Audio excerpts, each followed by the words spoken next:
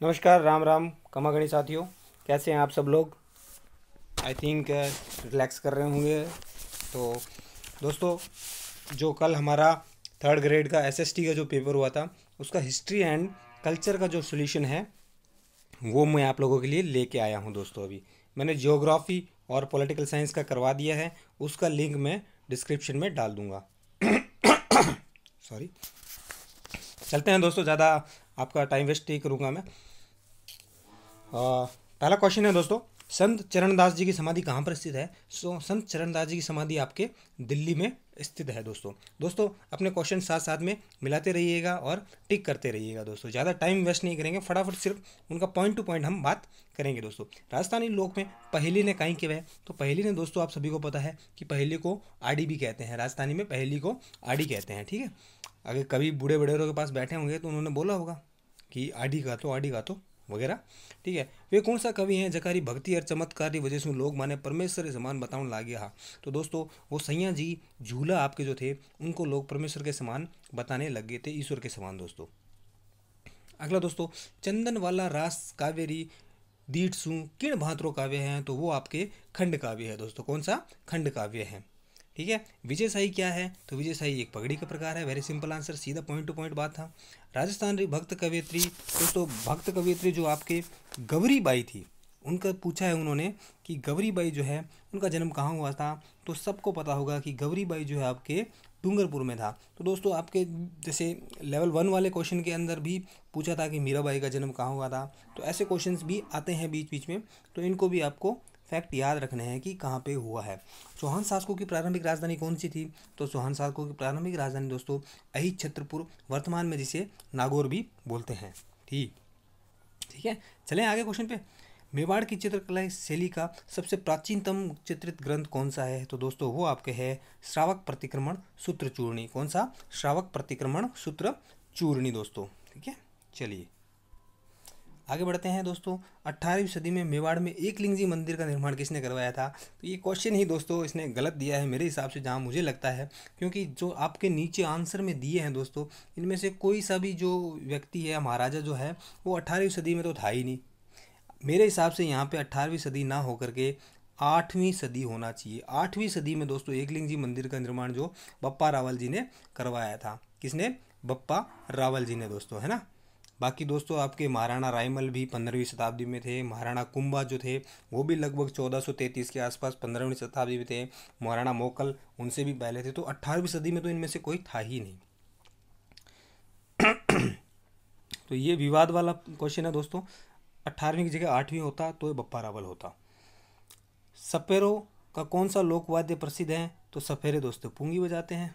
ठीक है, अगला है 8 सितंबर 1857 को बिथोड़ा के स्थान पर किसने मारवाड़ की राजकीय सेना को पराजित किया था? तो ठाकुर कुशाल सिंह जी थे। कौन थे?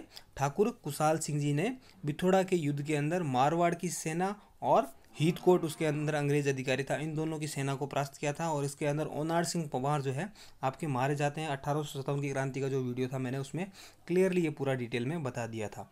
झालावाड़ की मुख्य बोली कौन सी है? तो झालावाड़ की प्रमुख बोली दोस्तों हाड़ौती है। उस क्षेत्र में हाड़ौती बोली जाती है। अगला है, ये तो रिपीट हो गया है, हाड़ौती है। 5 जनवरी 1949 को भारत सरकार ने सिरोही का प्रशासन किस राज्य को सौंपा था? तो इसमें कन्फ्यूजन दोस्तों किस में आता है कि बम्बई और गुजरात, बम्बई और गुजरात। राजस्थान तो होता तो पूछता ही नहीं है। राजस्थान में तो सिरोही कब था? 1950 में पूरा आधा मिला था और लास्ट में 1956 में माउंट आबू और मिल गए थे ना। तो इसमें डाउट आता है मुंबई या गुजरात। तो दोस्तों 1949 तक आपका गुजरात तो अस्तित्व में ही नहीं आया था। तो करेक्ट आंसर है बम्बई प्रांत को सौंपा था। अगला क्वेश्चन है, निम्न में से विवाह के लिए राजस्थान का सबसे महत्वपूर्ण अबूझ सावा आखा तीज का सावा होता है? वेरी सिंपल आंसर, बेवड़ा आर्ट रेफर। तो बेवड़ा आर्ट दोस्तों मैंने जो सूजस का वीडियो कराया था, ये सूजस से संबंधित है और कास्ट कला होती है। क्या होती है? कास्ट कला होती है। दोस्तों जो लकड़ी का मंदिर बनाते हैं उसको जब तक मतलब बाजोट बोलते हैं और उसके अंदर मूर्ति स्थापित हो जाती है तो उसको बेवड़ बोलते थे ना। महाराणा प्रताप की छतरी कहाँ पे है? तो महाराणा प्रताप की छतरी बांदोली। कहाँ पे दोस्तों? बांदोली उदयपुर के अंदर है। कितने? 8 खंभों की छतरी है दोस्तों। 1950 से 53 कालीबंगा के उत्खनन में अमरनाथ घोष का प्रमुख योगदान था। Very simple answer. विरुद्ध क्षेत्रीय रचनाकार कौन? हाँ, तो दोस्तों विरुद्ध क्षेत्रीय का रचनाकार आपके दुर्सा हाडा थे। कौन थे? दुर्सा हाडा दोस्तों। ठीक है। अगला क्वेश्चन है, राजस्थान में कौन सी सभ्यता बनास, बेड़ज, गंभीरी और कोठारी की नदियों के उस पर होती है? तो आपकी आहड़। कौन सी दोस्तों? आहड़ सभ्यता है इसका आंसर। अगला देखते हैं, बीकानेर के जूनागढ़ किले पर किसकी दोस्तों? जूनागढ़ किले, कभी कोई बीकानेर अगर आया है यहाँ पे तो जूनागढ़ के किले पर दो सूरवीरों की प्रतिमा लगी हुई है दोस्तों। तो वो कौन थे? जयमल और फत्ता। कौन थे? जयमल और फत्ता की मूर्ति लगी हुई है। कन्हैयालाल सेठिया काव्य कृति, ये भी दोस्तों सूजेस के अंदर 2022 में कन्हैयालाल सेठिया अवार्ड जो दिया गया था उसमें मैंने पूरा डिटेल में कन्हैयालाल सेठ जी को करवा दिया था। तो उसमें उनकी मिंजर, लीलटांस, पीथल और पाथल, मारवाड़ हेरो, धरती दोरारी, ये सारी उनकी प्रमुख काव्य कृति हैं। परंतु ये सोन मिर्गला जो है दोस्तों उनकी काव्य कृति नहीं है। मालवी उपबोली, मालवी की दो प्रमुख उपबोलियां हैं दोस्तों, रांगड़ी और निमाड़ी। जो मेरा बोलियो वाला वीडियो था उसमें मैंने एकदम शॉर्ट एंड स्वीट में बता दिया था कि रांगड़ी और निमाड़ी जो है मालवी की उपबोली है, और रांगड़ी भी दोस्तों मालवी और मेवाड़ी का मिश्रण है। आपको पता होगा, मामा है ना। चलो, जयपुर के किस शासक ने अपनी पुत्री का विवाह शाहजादा सलीम से करवा दिया था? तो भगवंत दास जी ने करवा दिया था। निम्नलिखित में से किसने गुरु गोरखनाथ से दीक्षा ली थी? तो विष्णुई संप्रदाय के संस्थापक संत जाम्बोजी ने दोस्तों गोरखनाथ जी से दीक्षा ली थी। जाम्बोजी का क्वेश्चन लेवल 1 में भी आया था, यहाँ भी आया है, इम्पोर्टेंट है दोस्तों। लोक देवताओं को जो है आप अधीनस्थ बोर्ड जरूर पूछ रहा है, ये जरूर याद रखिए आप। कुर्जा किस जिले का है? तो कुर्जा जो है दोस्तों, कुर्जा पे गाना भी बना हुआ है, तो जोधपुर जिले का शुभंकर है ये। ददरेवा किसका बर्थ प्लेस है? तो ददरेवा आपके गोगा जी का बर्थ प्लेस है। ये वाला क्वेश्चन भी गोगा जी से क्वेश्चन भी आपका लेवल 1 में पूछा था। बोहरा मुस्लिम संत अब्दुल पीर का मकबरा कहाँ पे है? तो बोहरा जी का मकबरा कहाँ पे है? बांसवाड़ा में। बोहरा जी बांसवाड़ा में है दोस्तों। अगला है, गिरी सुमेल का युद्ध कब लड़ा गया था? तो ये दोस्तों जो मैं डेली क्वेश्चंस डाल रहा हूँ अपना कम्युनिटी में, उसमें दोस्तों मैंने सिंपल सीधा एकदम पॉइंट टू पॉइंट सीधा यही क्वेश्चन डाला था और वहीं से उठ के सीधा सा आया है। गिरी सुमेल का युद्ध दोस्तों आपका जनवरी 1544 के अंदर लड़ा गया था। सीधा वहीं से क्वेश्चन उठा हुआ है। निम्नलिखित में से महाजन पद में चंपा किसकी राजधानी थी? तो अंग की राजधानी थी। चंपा किसकी राजधानी थी? अंग की राजधानी थी। कांस्य की मूर्ति किस में मिली हुई है? मोहनजोदाड़ो की खुदाई के अंदर मिली थी। Very simple answer, point two point. 1906 में भारतीय राष्ट्रीय कांग्रेस के कलकत्ता अधिवेशन की अध्यक्षता किसने की थी? तो ये दोस्तों पॉलिटिकल क्वेश्चन यहाँ आ गया है। दादा भाई नौरोजी ने 1906 के अंदर भारतीय कांग्रेस के अधिवेशन की अध्यक्षता की थी।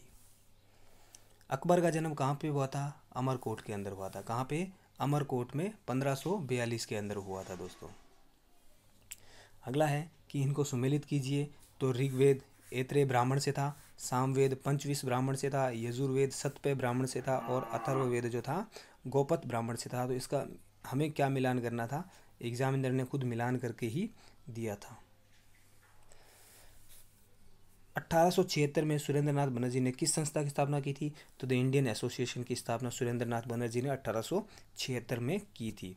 अशोक का रानी का स्तंभ लेख कौन से स्थान पर है? तो रानी के स्तंभ लेख को दोस्तों कौशाम्बी का अभिलेख भी कहा जाता है और यह कहाँ पे है? इलाहाबाद के अंदर है और वर्तमान में इसे इलाहाबाद का नाम प्रयागराज रखा हुआ है दोस्तों।